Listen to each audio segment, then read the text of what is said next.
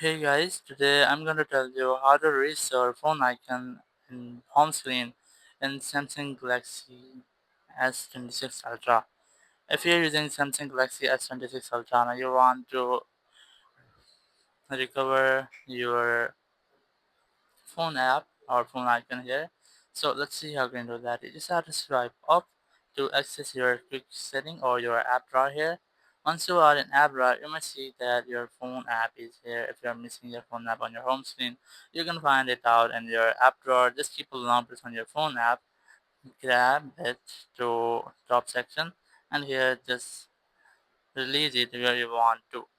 Once you have done so, in this way you can easily recover your phone icon or your phone app on your home screen in Samsung S26 Ultra. Thank you very much for watching the video. Until next video, bye bye.